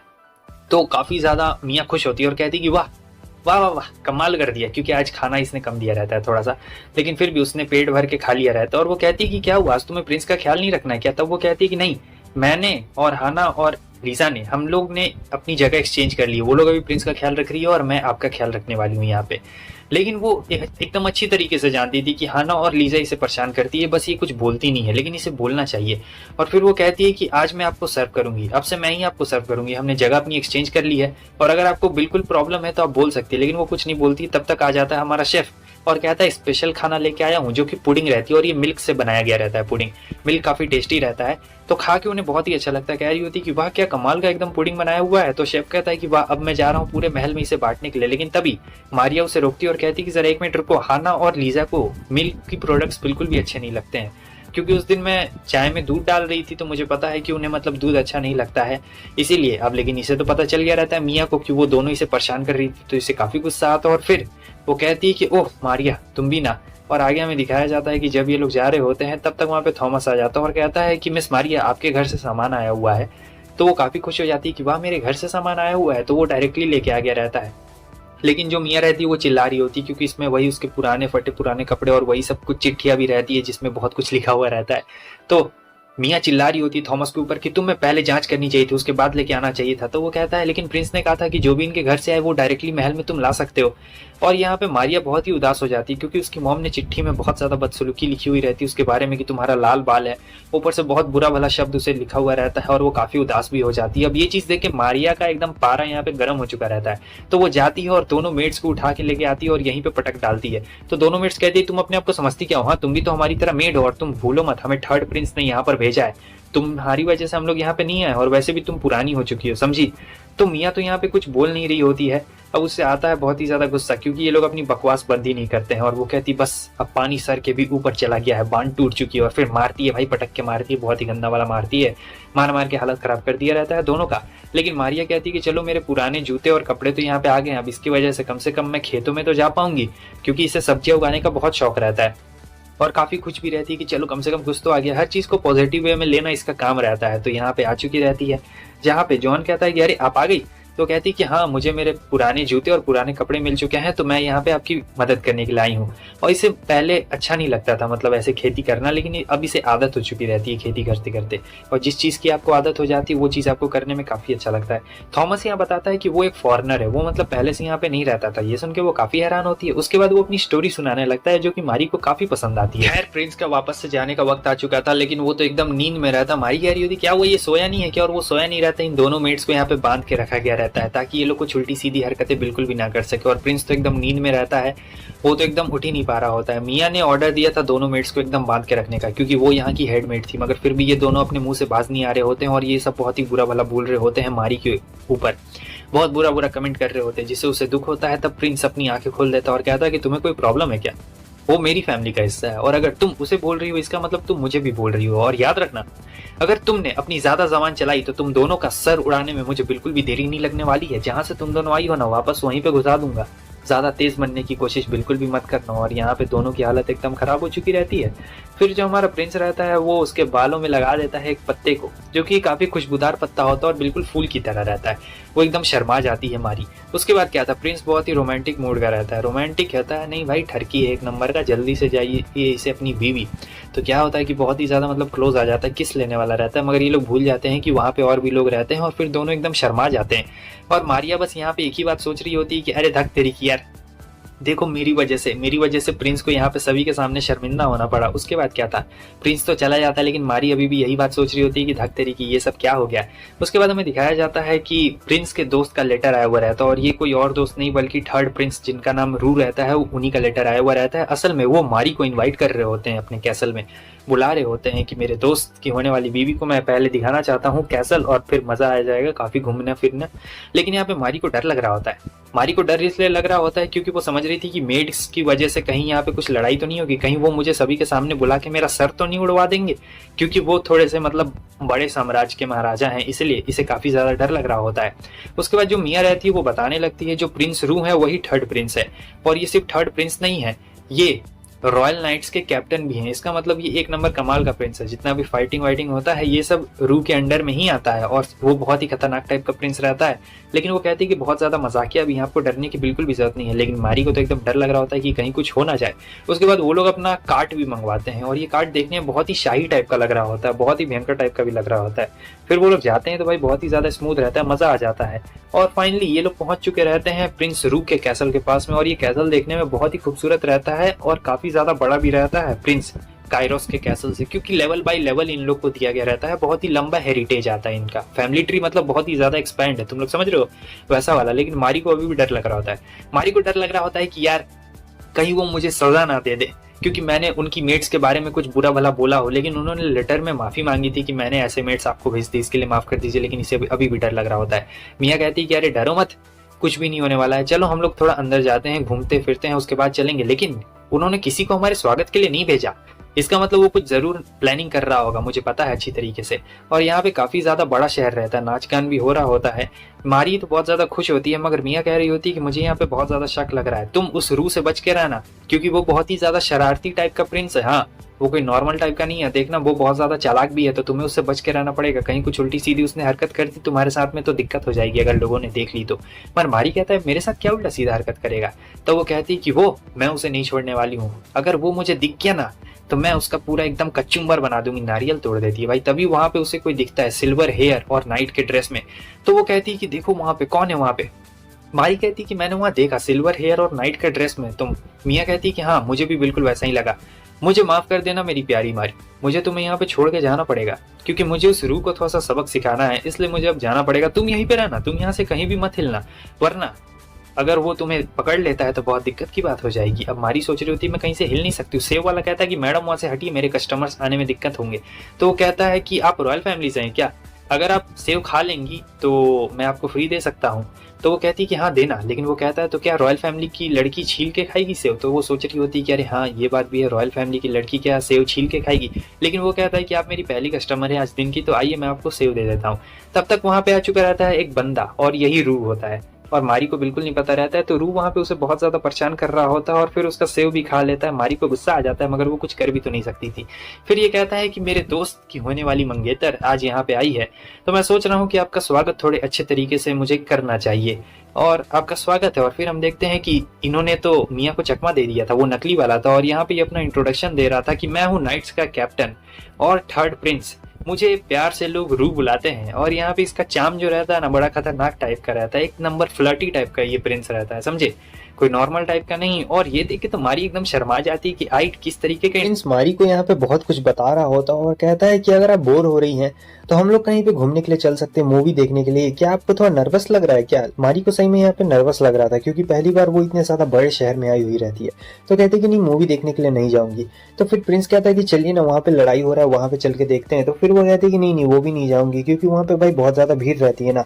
लेकिन फिर मियो भी उससे कह रही होती है कि अरे चली जाओ, आखिर इतना ज्यादा इसमें सोचने वाला क्या बात है। तो फिर यहाँ पे मारी हाँ बोलती है और प्रिंस कहता है कि ठीक है चलिए चलते हैं। यहाँ पे ये लोग अरीना में आ चुके रहते हैं जहाँ पे लड़ाई होने वाली रहती है, और यहाँ पे मारी देख रही होती है कि भाई कितना ज्यादा भीड़ भड़ाका है, और यहाँ पे दो बंदे लड़ने वाले रहते हैं। और फिर जो मियो रहती है वो तो कहीं चली जाती है, इधर हमें एक ब्लैक नाइट को दिखाया जाता है, और फिर ये बताता है कि आपको पता है काइरस और मैं बचपन से बहुत अच्छे दोस्त थे, लेकिन जो हमारी दोस्ती है ना वो सबसे पहले लड़ाई से ही शुरू हुई थी। हम दोनों ने बहुत ज्यादा लड़ाई की थी, और हाँ लड़ाई के बाद हम लोग काफी अच्छे दोस्त भी बन गए। मतलब कहावत बिल्कुल सही है, लड़ने के बाद दो इंसान दोस्त बन ही जाते हैं। फिर यहाँ पे ये ऐसे ही डींगे हाँकने लगता है और फिर बोलता है कि आपको क्या लगता है उन दोनों नाइट्स में से कौन जीतेगा? हालांकि ब्लैक वाला तुरंत ही जीत गया रहता है, जैसा कि प्रिंस का अनुमान रहता है। और फिर वो कहता है कि यार वो नाइट बहुत ही ज्यादा अच्छा है। वैसे आपको नहीं लगता है कि आप बहुत ज्यादा शर्माती हैं? और फिर यहाँ पे मारी सोच रही होती है कि ये बिल्कुल सही कह रहा है, मतलब मुझ में ऐसी कोई भी क्वालिटी नहीं है कि मैं काइरोस की वाइफ बन सकूं। मेरी बहन मारी गई थी इसलिए तो मैं उसकी बीवी बन गई, वरना मुझे कोई भी हक नहीं है कि मैं काइरोस की वाइफ बन पाती। और यहाँ पे प्रिंस अपना पूरा बकते जा रहा होता है, मगर वो कुछ भी नहीं कह रही होती, वो एकदम शांत रहती है। इसके जगह कोई और प्रिंसेस रहती तो पक्का बहुत ज्यादा बोलती। और इधर नाइट का भी मैच चल रहा होता है और वो ब्लैक नाइट बहुत आराम से जीत के रहता है। फिर हमें मियो को दिखाया जाता है, वो वहाँ पे कुछ खाने के लिए लेके आ गई रहती है, और बहुत सारा भाई खाना रहता है इसके पास में। और फिर वो बोल रही होती है कि मैं आपको कुछ चीज बताना चाहती हूँ, वो हमारे मास्टर है। तो मारी को समझ में नहीं आता है, तो वो चिल्ला के बोलती है काइरोस मेरे ग्रेट मास्टर। और फिर भाई वो जब चिल्ला के बोलती है ना, तो सही में वो जो रहता है ब्लैक नाइट वाला बंदा, वो सही में काइरोस ही रहता है। सब उसे देख के हैरान हो जाते हैं कि अरे ये क्या, ये काइरोस है। भाई इसका मतलब प्रिंस पहले से जानता था कि वो ब्लैक नाइट काइरोस। और मारी काफी खुश हो रही होती है कि यार मेरा हस्बैंड इतना ज्यादा स्ट्रांग है, मतलब उसके देखो इतने सारे फॉलोअर्स है, लोग उसे इतना ज्यादा पसंद करते हैं, एडमायर करते हैं। फिर उसके बाद वो मिलने के लिए जाती है तो काफी ज्यादा लड़कियों की भीड़ लगी हुई रहती है, और सभी लड़कियां यहाँ पे इसे यही कह रही होती है कि देखो अपनी मरी हुई बहन के बदले में आ गई है तो अपने आप को ज्यादा तेज समझती है। यहाँ पे मारी को काफी बुरा लग रहा था, मगर वो लोग झूठ भी नहीं बोल रहे थे, ऐसा मारी को लग रहा होता है। मारी को लगता है कि भाई काइरोस ने इसे कहीं पसंद नहीं किया था, इसकी बहन को पसंद किया था, लेकिन अब जो भी हो काइरोस तो इसे पसंद करता है ना, तो इसलिए वो लाइन तोड़ के जा रही होती है। और फिर जो मियो रहती है वो उसकी मदद करती है, कहती कि यो हाईनेस आप जाइए, और इधर हमें दिखाया जाता है कि भाई वो सोचते जा रही होती कि पता नहीं वो मेरे बारे में क्या सोचे कि मैं यहाँ पे क्या कर रही हूँ। लेकिन जब वो अंदर में घुसती है तो कायरोस भाई उसे देख के पूरा एकदम शर्मा चुका रहता है और कहता है कि आजकल मैं कुछ ज्यादा ही दिन में सपने देख रहा हूँ। अरे माई, आखिर आप यहाँ पे क्या कर रही हैं? और फिर वो कायरोस से कहती है कि आपने मतलब बहुत ही अच्छी लड़ाई लड़ी, बहुत ही ज्यादा अच्छा था। लेकिन फिर प्रिंस बताने लगता है कि यार तुमने पता नहीं इस लड़की को क्यों चूज किया है, मुझे इसमें प्रिंसेस वाली कोई भी क्वालिटी नहीं दिखती है, ना ही तो ये ठीक से चल पाती है, ना ही इसमें राजनीति वाला कुछ भी बात है, दिखने में बस ठीक ठाक है। मुझे पता नहीं कायरोस तुमने इसे क्यों चूज किया। और फिर यहाँ पे पूरा वो बुराई करने लगता है मारी के बारे में, बहुत ज्यादा बुरा वाला बोलने लगता है, लेकिन लिमिट में ही बोलता है।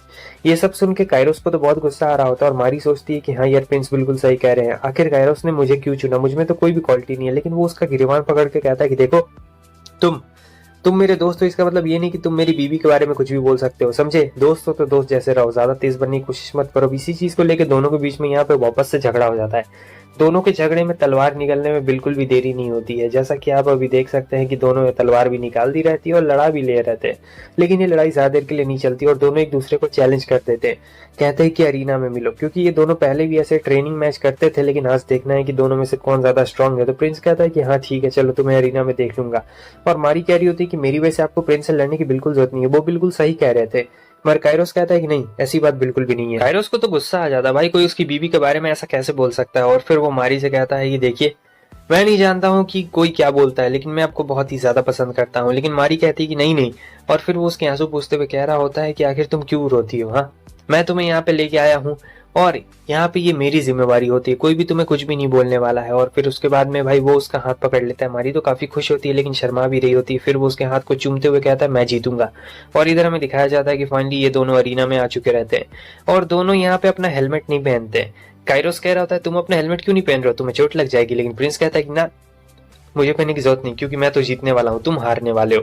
तो यहाँ पे इसी चीज को लेकर दोनों के बीच में फिर से बहस होना शुरू हो चुकी रहती है और फिर दोनों के बीच में लड़ाई भी होना शुरू हो चुका रहता है, बहुत ही घमासान वाला। मगर कायरोस के हाथ से जो तलवार रहती है वो छटक रही होती है धीरे धीरे। फिर वो क्या करता है कि प्रिंस के हाथ से भी तलवार छटका देता है और दोनों के बीच में फाइट शुरू हो जाती है। यहाँ पे मुक्को वाली फाइट शुरू हो रही होती है। लेकिन भाई जो कायरोस मारता है ना, प्रिंस की हालत खराब कर देता है। फिर ये चिल्ला के कहती है कि मेरा हस्बैंड मेरा हस्बैंड, और इतना जोर से भाई ये चिल्ला के बोलती है ना, सभी लोग अरीना में उसकी आवाज सुन लेते हैं और कह रहे होते हैं कि वाह यार कायरोस तो सही में काफी कमाल का है, मतलब उसने प्रिंस को हरा दिया। फिर उसके बाद वो बुलाता है, मारी जाती है वहां पे अरीना में, तो वो उसे गोद में उठा लेता है। तो ये काफी ज्यादा शर्मा जाती, कहती है कि ये बहुत ज्यादा ऊपर है, आखिर आप ये क्या कर रहे हैं। तब कायरोस कहती है कि सभी को अपना चेहरा दिखाओ, सभी को दिखाओ कि उनकी होने वाली महारानी कैसी दिखती है। और फिर भाई वो शर्माते हुए देख रही होती है और सभी लोग भी यहाँ पे प्रोत्साहित कर रहे होते हैं मारी को कि हाँ हाँ हमें अपनी होने वाली प्रिंसेस का चेहरा देखना है। हालांकि कुछ लोग बुराई भी कर रहे होते हैं कि ये गरीब फैमिली से बिलोंग करती है, ऐसा वैसा, लेकिन फिर भी कुछ लोग अभी भी सपोर्ट में रहते हैं और यहाँ पे मारी भाई सबको अपना चेहरा दिखा रही होती है बहुत ही अच्छी तरीके से। लोग बहुत ज्यादा खुश हो जाते हैं, मतलब बहुत ही ज्यादा यहाँ पे खुशी का लहर एकदम दौड़ पड़ता है कि यार कायरोस की वाइफ बहुत ही ज्यादा सुंदर है और बहुत ही ज्यादा सुशील भी है, काफी ज्यादा अच्छी भी है। यहाँ पे मारी को भी अंदर से बहुत खुशी होती है। लेकिन अब यहाँ पे पता लगता है कि मिया जा नहीं सकती है उसके साथ में, क्योंकि मिया को कुछ काम रहता है। तो कायरोस कहता है कि चिंता मत करो, बटलर का इंतजाम हमने कर दिया है, बटलर तुम्हें घर छोड़ देगा। मगर फिर बातचीत में क्या होता है कि दोनों के बीच में यहाँ पे वापस से नजदीकियां बढ़ना शुरू हो चुकी रहती है, क्योंकि आपको तो पता है दोनों कितने ज्यादा रोमांटिक है। और इसी बातचीत के दौरान में जो मारी होती है वो उसे किस भी कर देती है और बहुत ही जल्दी से ये किस करती है, मतलब एकदम कायरोस को भनक तक नहीं लगी रहती है कि वो किस करने वाली थी, तुरंत ही भाग जाती है। वो कहते हैं कि अरे जरा मेरी बात तो सुनो, लेकिन वो शर्मा जाती है और फिर देखती भी नहीं है और जाने लगती है, सोचती है कि आईटी यार कितना अच्छा था। लेकिन फिर यहीं दूसरी तरफ इन लोगों का शक रहता है मारी के पेरेंट्स के ऊपर में। असल में इन्हें कुछ शक था, शायद कोई लेटर आया हुआ था और इन्हें शक ये रहता है कि कहीं वो मारी के असली माता पिता नहीं है, मतलब हमें लगता है कि वो नकली है और इन्होंने मारी को अडॉप्ट किया होगा। इधर से लेटर आया था जहाँ पे उसके मॉम डैड ने लेटर में बहुत कुछ उल्टा फुल्टा लिखा हुआ था। ये सब चीज पढ़ के कायरोस को बहुत ही ज्यादा गुस्सा आ रहा था, मगर वो कुछ कर नहीं सकता था। फिर वो मियो से कहता है तुम्हें क्या लगता है कि क्या वो उसके असली माता पिता होंगे? मियो कहती है कि पता नहीं, मैं इसमें कुछ भी कह नहीं सकती हूँ, लेकिन हैंडराइटिंग और सब तो उन्हीं का मैच कर रहा है, तो ये उन्हीं का होगा। और फिर हमें मारी को दिखाया जाता है जो कि सुबह तुरंत ही उठ चुकी रहती है और बटलर भी आ जाता है और बटलर की एक पोती रहती है तो वो भी आ जाती है। बटलर बताता है कि मेरी पोती अभी अभी सीख रही है मैडम, तो इससे कुछ भी भूल चूक हो जाए तो इसे माफ कर दीजिएगा। और वो लड़की बहुत ही ज्यादा प्यारी रहती है, मारी को भी ये लड़की काफी पसंद आती है। फिर वो कहता है कि क्या आपने ड्रेस चूज कर लिया? तो मारी कह रही होती है कि नहीं, मैंने अभी तक ड्रेस तो अपना चूज नहीं किया है क्योंकि कायरोस आने वाला था। और देखिए इसने ड्रेस पहना दिया रहता है भाई, काफी कमाल का, मतलब इसने ड्रेस पहना हुआ रहता है और वो बताता है कि मास्टर कायरोस कभी भी आने वाले होंगे। तो ये पूरा शर्मा जाती है भाई कि कायरोस आने वाला, और दिल की धड़कनें भी एकदम धक धक करके तेज हो रही होती है। फिर ये लोग जा रहे होते हैं, बीच में काफी रुकावटें आती है, मगर ये लोग कह रहे होते हैं कि नहीं हमें जाना है। और फिर ये फूल देता है, कहता है कि कायरोस को अच्छा लगेगा, और फिर भाई कायरोस भी यहाँ पे आ चुका रहता है। तो जैसे कायरोस आता है, मारी तुरंत ही भागते हुए उसके पास में आती है और कहती है कि ये फूल मैं सिर्फ अपने फूल के लिए लेके आई हूँ। तो ये फूल कायरोस को बहुत ही अच्छा लगता है। जैसा कि हम सभी को पता है कायरोस काफी फ्लर्टी बंदा है, तो कायरोस उससे फ्लर्ट करता है कि तुम तो पहले से ज्यादा खूबसूरत लग रही हो, थोड़ी सी मोटी भी हो गई हो, हाँ, ज्यादा खुश लग रही हो। और फिर खींच के अपने पास ले आता है भाई अपनी बाहों में। लेकिन यहाँ पे भाई छोटी बच्ची भी तो रहती है, ये सब वो लोग नहीं देख रहे होते हैं, लेकिन फिर वो दूर हट चुकी रहती है। तो ये कहता है कि यार तुम काफी ना ज्यादा खूबसूरत लग रही हो, मानना पड़ेगा। और बहुत ज्यादा मारी एकदम शर्मा जाती है, कहती है कि आप भी ना कुछ ज्यादा ही तारीफ कर रहे हैं मेरी। उसके बाद क्या था भाई, वो लेटी हुई रहती है और सोचती है कि पहले जब मैं बोर होती थी अपने घर में तो मैं वहां पे कुछ काम वाम किया करती थी, मतलब लिखा करती थी, क्योंकि लिखने का काफी ज्यादा शौक रहता है मारी को। काफी ज्यादा पढ़ी लिखी भी है, इसे बहुत टाइप्स की लैंग्वेज भी आती है। तो सोचती है कि चलो पढ़ती हूँ, लेकिन जैसे बुक ये बाहर निकालती है तो बुक के सारे पन्ने यहाँ पे फटे हुए रहते हैं, तो सब गिर जाते हैं। फिर ये बटलर के साथ लाइब्रेरी में जा रही होती है ताकि बुक के जितने फटे हुए पन्ने रहते हैं उन सभी को एक जगह पे इकट्ठा करके ये स्टिच कर सके अच्छी तरीके से। लेकिन वहाँ दरवाजा पहले से खुला हुआ रहता है। वो जाते हैं तो कायरोस की मॉम वहां पे रहती है, तो मॉम पूछती है कि तुम दोनों यहाँ पे क्या कर रहे हो। तभी मारी बताती है कि वो ये बुक के पन्ने फटे हुए थे, इसीलिए मैं इन्हें स्टिच करने के लिए आई थी एक जगह पे। तो कहती है अच्छा ऐसी बात है क्या। और फिर वो कहती है कि आप लाइब्रेरी में, तो वो कहती है कि मैं लेटर्स लिखती हूँ, यहाँ पे मेरा ही काम है लेटर्स लिखने का। तो कहती है कि मैं आपकी मदद कर सकती हूँ। ये सुन के मॉम काफी खुश होती है कि वाह तुम्हें लेटर्स लिखना आता है, क्योंकि इस जमाने में लड़कियां बहुत ही कम पढ़ी लिखी होती थी, 1000 में से सिर्फ 1-2 ऐसा आंकड़ा रहता है, और हमारी मारी उसी में से एक रहती है और ये यहाँ पे लिख रही थी। असल में उसकी मॉम बहुत कुछ सवाल इससे पूछ रही होती है, जो काफी अच्छी बात था कि ये बता देती, मगर ये नहीं बता रही होती है, क्योंकि इसके डैड के मुताबिक जो लड़की ज्यादा पढ़ी लिखी रहती है वो एक श्रापित लड़की होती है, इसीलिए ये कुछ भी बोल नहीं रही होती है। मगर फिर उसकी मॉम जब देखती है ना तो कहती है कि वाह तुमने क्या कमाल का खूब लिखा, और वो बहुत ज्यादा खुश भी हो जाती है। लेकिन ये अपने डैड की बातों को याद कर रही होती है कि कैसे कहा था कि लड़कियों को ज्यादा पढ़ना लिखना नहीं चाहिए, ये सब बहुत ही ज्यादा बुरी बात होती है। लेकिन फिर कायरोस की मॉम यहाँ पे उसे शाबाशी दे रही होती, कहती तुम्हें तो बहुत लैंग्वेजेस भी आते हैं और तुमने काफी अच्छा लिखा है, मतलब तुम्हारी हैंडराइटिंग भी काफी अच्छी है। इसके लिए वो उसे शुक्रिया भी कह रही होती है, कहती कि यार तुमने मतलब ना बहुत ज्यादा मेरी मदद की है, तुम्हारी हैंडराइटिंग भी बहुत ही ज्यादा ब्यूटीफुल है, तुम सही में एक कमाल की लड़की हो। और ये सब सुनने के बाद तो भाई इसकी आंखों में एकदम धीरे धीरे करके पानी आना भी शुरू हो चुका रहता है और मारी रोक ही नहीं पाती खुद को। वो रोने लगती, पहली बार 18 सालों में पहली बार किसी ने तारीफ की रहती कि वाह तुम इतना अच्छा लिख रही हो। फिर मॉम कहने लगती कि अरे अरे ये तुम्हें क्या हो गया, तुम रो क्यों रही हो, तुम तो इतनी ज्यादा होनहार लड़की हो, तुम्हें ऐसे रोना बिल्कुल भी नहीं चाहिए। और फिर वो उसे गले लगा लेती, कहती कि नहीं इसमें रोने वाला कोई भी बात नहीं है, शांत हो जाओ शांत हो जाओ, तुम तो बहुत ही ज्यादा प्यारी लड़की हो। फिर से भाई वो और ज्यादा रोती है, कंट्रोल ही नहीं कर पा रही थी। दूसरी तरफ हमें दिखाया जाता है कायरोस को, तो कायरोस से मिलने के लिए मिया आई रहती है। मिया उससे कहती आप जरा चलिए 2 मिनट। फिर वो सारे डॉक्यूमेंट्स लेके आती है और कहती है कि ये सारे हॉस्पिटल के कागज है, और जो मारी के पेरेंट्स अभी है वही मारी के असली पेरेंट्स है। मैंने वहाँ पे पूछताछ की थी, उन्होंने कहा था कि जब मारी पैदा हुई थी तो वो लोग काफी ज्यादा खुश थे और खुशी के मारे रोने लगे थे। मगर कायरोस को ये सब भाई यकीन नहीं होता है कि ऐसा कैसे हो सकता है। जो पेरेंट्स उसके जन्म के वक्त रोने लगे थे कि आइट हमारी बेटी हुई है इतनी प्यारी, आखिर वो उसके साथ ऐसा कुछ कैसे कर सकते हैं। मतलब वो सारा लेटर, और इन्हें पूरा शक था कि भाई इसके पेरेंट्स उसे घर पे बहुत ज्यादा धमकाते होंगे, लेकिन ये हमें बता नहीं रही है, तो वो पूरा शक कर रहा होता है। और जब जाता है तो देखता है कि ये क्या, इसकी मॉम मारी को डांट रही होती है, तो भाई जोर से वो जाता है और कहता है कि आखिर यहाँ क्या हो रहा है। लेकिन वो पलटती है तो भाई इसका दिल धक धक करने लगता है और कहता है कि मॉम आप लोग, तो वो कहते हैं हम लोग एक्टिंग कर रहे थे, बस बताया जा रहा था कि कैसे किया जाता है, आप इससे अभी काम क्यों करवा रही हैं, ये अभी अभी तो यहाँ पे आई है। तो कहती है कि अरे बीवी पगलू तुम सारा साइड में हटो, ये बहुत ही ज्यादा पढ़ी लिखी लड़की है, तो तुम्हें ना इसे नहीं रोकना चाहिए। तो वो कहता है कि नहीं मैं अपनी बीवी को अपने पास में रखना चाहता हूँ, मैं इसे कहीं भी नहीं जाने दूंगा, किसी से भी नहीं मिलेगी। लेकिन वो कहती है कि बीवी पगलू बस बहुत हो गया, ये बहुत ज्यादा अच्छी लड़की है, बहुत ही पढ़ी लिखी है, तो ये सब जगह जाएगी। और हाँ लेटर्स भी यही लिखा है और काफी ज्यादा इसने कमाल का लेटर लिखा हुआ है। यहाँ पे मारी भी सही में भाई बहुत ज्यादा खुश रहती है, तो कायरोस भी कुछ कह नहीं पाता है, चुपचाप रह जाता है। फिर कायरोस थोड़ी देर के बाद मॉम के जाने के बाद उसे लेटर देता है और कहता है मुझे माफ करना, मैं तुम्हें अभी दे रहा हूँ, बहुत पहले ही ये लेटर आ चुका था, 1-2 दिन पहले ही। तो वो कहती कि मुझे पता है कि मेरे डैड को बाकी लोगों को पैसे देने पड़ रहे होंगे, क्योंकि मैं उनके लिए लेटर लिखा करती थी दूसरे दूसरे लैंग्वेजेस में, और अभी उन्हें पैसे लग रहे होंगे तो वो बस मुझे बुलाना चाहते हैं, लेकिन मैं नहीं जाना चाहती हूँ। आपकी वजह से ही तो मुझे इतनी ज्यादा हिम्मत मिली है, तो मैं इस जगह को छोड़ के बिल्कुल भी नहीं जाना चाहती हूँ। कायरोस कहता है कि देखो मुझे तुम पे पूरा भरोसा, और ये इतनी ज्यादा खुश रहती है कि भाई कायरोस अपने आप को कंट्रोल नहीं कर पाता है। वो आ जाता है और फिर कहता है अरे मुझे माफ कर देना, माफ कर देना। कहती है कि नहीं नहीं कोई बात नहीं। फिर कि मियो के पास जाता है और कहता है कि देखो मैं चाहता हूँ कि तुम पूरी अच्छी तरीके से जांच करो, क्योंकि मुझे भरोसा नहीं हो रहा है कि उसकी बहन मर गई अचानक से। हमें तो उसका कार्ड भी नहीं मिला था जो मारी की बहन मर गई थी। तो तुम जाओ, पूरा इन्वेस्टिगेशन कर रही होती है भाई ये जाने के बाद में, और फिर भाई वो पूछ रहा होता है कि मुझे क्यों लेके आई हो साथ में। तो मियो कहती है कि तुम्हें लाना जरूरी था क्योंकि कायरोस का ऑर्डर था, और अभी हमें पूरा पता लगाना है क्या सही में मारी की बहन की मौत हुई थी। तब ये कहता है कि हाँ यार, मतलब मुझे इतना पता है कि उसका काट दलदल में घुसा था, और उस दलदल में घुसने के बाद वहां से किसी का भी जिंदा निकलना एकदम नामुमकिन है, वहां से कोई भी जिंदा नहीं निकल सकता है। लेकिन अभी भी कायरोस को शक रहता है, और उसका शक बिल्कुल सही रहता है, क्योंकि यहाँ पे जो मारी की मोम रहती है कहती है कि तुम्हारे बाल कितने ज्यादा प्यारे हैं अना। तो यहाँ पे सही में जो मारी की बहन है अना अभी भी जिंदा रहती है, और अना जिंदा है इसका मतलब बहुत कुछ होने वाला है। यूं को शक था कि अना अभी तक मरी नहीं होगी, क्योंकि अगर वो मरी होती तो उसका बॉडी कहीं ना कहीं तो उन्हें मिल ही जाता, लेकिन पुलिस को आज तक उसका बॉडी नहीं मिला, और हो सकता है कि कोई उसका पीछा कर रहा हो और फिर वो पानी में गिर गई हो, तो ऐसे उसकी मौत हो गई। लेकिन कभी कोई सुराग नहीं मिला, उसकी बॉडी भी नहीं मिली, और उसके भाई का एक चिट्ठी भी मिला है आज हाल फिलहाल में कि बड़ी बहन वापस आ गई है। अब किसके बारे में वो बोल रहा है ये तो नहीं पता, अना के बारे में बोल रहा है या फिर मारी के बारे में, लेकिन अगर वो जिंदा हुई तो मुसीबत हो जाएगी। तो वो बंदा कहता है क्या तुम उसे मार दोगी? तो मियो कहते कि नहीं नहीं मारूंगी बिल्कुल नहीं।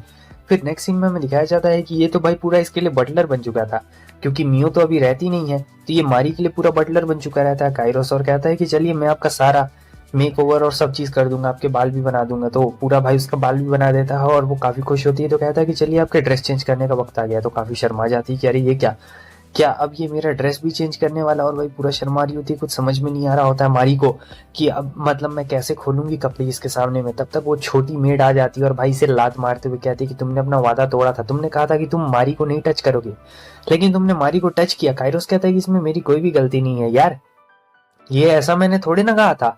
लेकिन वो बहुत ज्यादा इसे सुनाने लगती है। तभी उसके जो ग्रैंडपा रहते हैं वो आ जाते हैं और कहते हैं कि लॉर्ड कायरोस इसे माफ कर दीजिए, छोटी बच्ची है, भड़क जाती है, कोई मारी को टच करता है। तो फिर यहाँ पे अब इनका घूमने का सीन बन चुका रहता है। कहता है कि चल ना यार घूमते हैं, और थर्ड प्रिंस भी हमारा इंतजार कर रहा होगा, चलो उसे कुछ गिफ्ट देंगे। तो ये लोग यहाँ पे आ चुके रहते हैं शहर में। ये कहता है कि तुम मुझे लॉर्ड मत बोलना, तुम मुझे कायरोस बोलना, ताकि कोई भी मुझे पहचान ना पाए असलियत में। पहचान जाएगा तो यहाँ पे काफी तकलीफ होने वाली है। और दूसरी तरफ हमें मियो को दिखाया जाता है और उस बंदे को। तो वो बंदा कहता है मुझे लगा था कि ये काफी गरीब जगह है, लेकिन ये तो भाई काफी बड़ा खेत है, यहाँ पे बहुत सारे खेत हैं।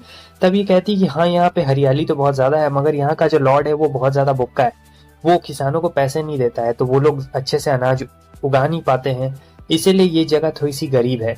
तो उसके बाद देखते हैं कि ये जाती है मारी के स्कूल में, और मारी के स्कूल में भाई वो जाके कह रही होती है कि मैं यहाँ बहुत दूर से आई हूँ। असल में क्या कोई यहाँ पे पढ़ने के लिए आई थी कुछ सालों पहले, जो कि यहाँ फार्मिंग की पढ़ाई करती थी। तो बंदा कहता है कि हाँ मारी। तो कहता है कि क्या आप मतलब मुझे बता सकते हैं कि उसकी कोई फ्रेंड है क्या यहाँ आसपास में, क्योंकि मारी तो नहीं है। तो वो बंदा उसे बता देता है कि हाँ मारी की एक दोस्त है ना। तो फिर जब वो मारी के दोस्त के घर जाती है तो वो कहती है कि आपकी बेटी किडनैप हो गई है, तो मुझे उसका स्कूल आइडेंटिटी कार्ड चाहिए ताकि मैं उसे अच्छी तरीके से इन्वेस्टिगेट कर पाऊँ। और भाई उसने आइडेंटिटी कार्ड ले लिया रहता है। तो यहाँ पे इसका दिमाग बहुत खतरनाक चल रहा होता है, और ये बंदा कह रहा होता है कि माई तुम सही में मेड हो या फिर कुछ और ही हो, मतलब तुमने ये क्या कमाल का तिगड़म लगाया हुआ है। तो कहती कि अभी तो शुरू हुआ। और फिर यहाँ पे ये लोग आ चुके रहते हैं मारी के घर पे, मतलब जो उसका मेन शीश महल होता है, और ये देखने में काफी बड़ा मेंशन रहता है, मतलब बहुत ही ज्यादा बड़ा रहता है। वो बंदा देख के हैरान था कि भाई इतने बड़े मेंशन में वो रहती है। और जब ये लोग अंदर जाते थे खुसड़ बुढ़िया निकलती है और कहती कि तुम लोग कौन हो, तुम लोग तो पैसे लेने वाले नहीं लगते हो। तब ये बोलती कि ये मेरे हस्बैंड है और मैं मारी की दोस्त हूँ, ये देखिए मेरा स्टूडेंट आइडेंटिटी कार्ड। तो कहती कि अच्छा ऐसी बात है, तो तुम मारी की दोस्त हो, लेकिन मारी तो यहाँ नहीं है। तो वो कहती है कि हाँ हाँ मैं मारी से मिलने के लिए आई हूँ, आखिर कहाँ पे है वो, क्या मैं उसका कमरा देख सकती हूँ। तो वो कहती है कि ठीक है चलो। भाई वो स्टोरेज रूम में लेके जाती है जो कि बहुत ही ज्यादा गंदा रहता है।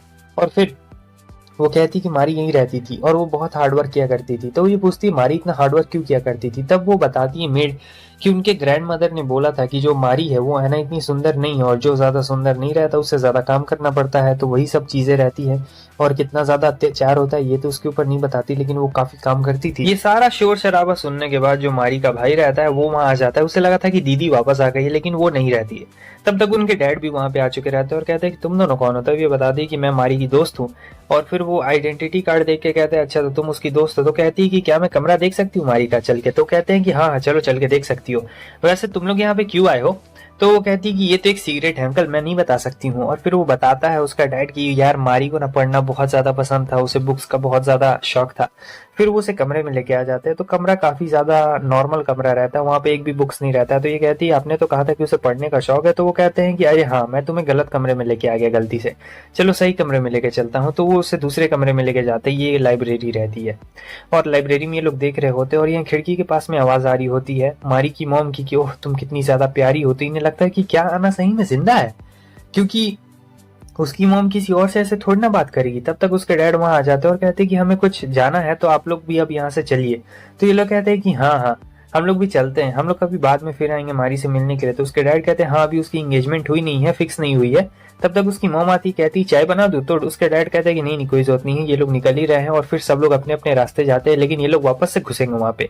और फिर भाई वो छलांग मार के घुस जाती है, मतलब मेड है कि स्पाई है यार, क्या समझ में नहीं आता है। और फिर ये लोग जाते हैं तो जहाँ पे इन्हें आना दिखती है, लेकिन ये तो एक डॉल रहता है, लेकिन इसके जो बाल रहते हैं वो बिल्कुल असली बाल रहते हैं, मतलब इंसानों के बाल रहते हैं। तो इन्हें समझ में नहीं आता है, ये लोग कंफ्यूज रहते हैं। अब ये लोग सोच रहे होते हैं कि ऐसा क्या हो सकता है, भाई वो बिल्कुल इंसानों के बाल है और वो रियल बाल है, लेकिन वो पर्सन आना नहीं है। मियो को उस बंदे के ऊपर शक होता है जो आना को लेके गया था घोड़ा गाड़ी में कायरोस से मिलाने के लिए। आगे हमें दिखाया जाता है इन दोनों को, वो बताता है कि मैं अपने स्कूल के दिनों में यहाँ पे बहुत आया करता था, बहुत मजा आता था यार खाने में इन्हें तो। और फिर मारी भी सोच रही होती हाँ फिर आइसक्रीम के पास लेके आता, और ये भाई वही टर्किश आइसक्रीम वाला होता है।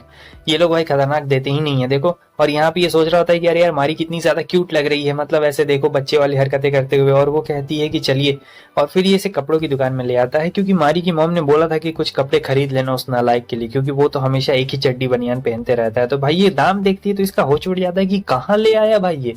लेकिन कायरोस कहता है कि जो तुम्हारा मन करे तुम वो कपड़ा ले सकते हो, कुछ भी सोचना बिल्कुल नहीं है, जाओ सारे कपड़े लेके आ जाओ जो भी मारी ने बोले हैं। और भाई वो पूरा एकदम कपड़ा पे कपड़ा दिखा रही होती है, और यहाँ पे इतने सारे कपड़े रहते हैं और इतने ज्यादा महंगे कपड़े रहते हैं। फिर ये बाहर आके थोड़ा सा ज्वेलरी भी देख रही होती है, जब तक वो अपना ड्रेस चूज कर रहा था तो ज्वेलरी काफी अच्छी रहती है। इतनी देर में क्या होता है कि वहां पे एक बंदा आता है और फिर वो उसे छेड़ना शुरू करता है। असल में वो छेड़ता नहीं है, वो कहता है कि आप कितनी ज्यादा खूबसूरत है, क्या आप मेरे साथ खाने के लिए चलेंगे। लेकिन वो कहती है मैंने खाना खा लिया। तब ये इसे परेशान करने लगता है, तब ये एकदम जोर से चिल्लाती है कि लॉर्ड कायरोस मुझे बचाइए। और फिर भाई पूरा एकदम जोर से चिल्लाने लगते हैं। और इतनी देर में कायरोस आता है और कहता है तुम्हारी इतनी हिम्मत, भाग जाओ यहाँ से वरना बहुत मारूंगा। और फिर भाई वो तुरंत ही भाग जाता है और ये कहता है कि क्या तुम्हें पता नहीं चला वो तुम्हें छेड़ने की कोशिश कर रहा था, तुम्हें ले जाना चाहता था अपने साथ। तब ये कहती है कि स्कूल में सभी बंदे आज तक मेरा मजाक ही उड़ाते आए हैं, किसी ने भी मुझे खूबसूरत नहीं कहा, इसी ने बस मुझे खूबसूरत बोला था, मतलब आपके बाद इसने मुझे खूबसूरत बोला। तब यहाँ पे कायरोस समझ चुके रहते हैं कि हाँ बचपन से तो इसके डैड ने इसे अगली ही बोला है और इसे हमेशा नीचा दिखाया है, तो ये मतलब पहली बार कोई खूबसूरत सुना है तो इसलिए ऐसा हो गया है। लेकिन वो कहता है कि कोई बात नहीं, मैं हूं ना यहाँ पे तुम्हारे साथ में, चलो मैं तुम्हें वो सारी खुशियां दूंगा। और फिर भाई उसे लेके जाता है। लेकिन यहाँ पे पता लगता है कि कोई उन्हें देख रहा होता है। हे दोस्तों, तो यहाँ तक देखे हो तो चैनल को सब्सक्राइब जरूर करना। अब देखो ये सब न्यू एनिमे है तो ये तो पार्ट्स में ही आने वाले हैं, तुम लोग को मैं एकदम डायरेक्टली नहीं दे सकता हूँ, क्योंकि एकदम डायरेक्टली दूंगा तो बहुत ज्यादा लंबा वक्त हो जाएगा। लेकिन मैं तुम लोग को पार्ट्स में लाऊंगा, 4-4 एपिसोड करके जो भी आएगा। ठीक है, बताना तुम लोग को कैसा लगा। चैनल पे न्यू तो सब्सक्राइब करना बिल्कुल ही मत भूलना, वीडियो को लाइक जरूर कर देना। फिर मिलते हैं किसी नए एनिमे के साथ में, तब तक के लिए बाय बाय।